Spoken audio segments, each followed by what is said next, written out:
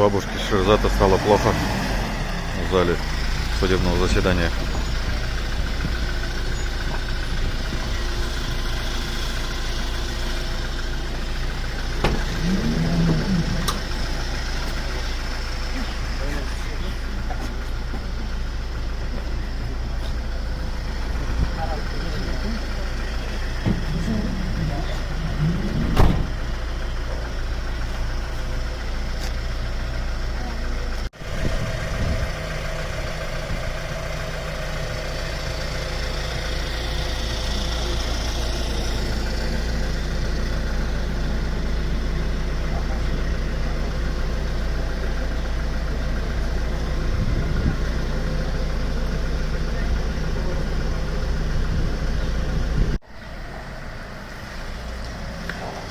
Бабушке Шерзата стало плохо в зале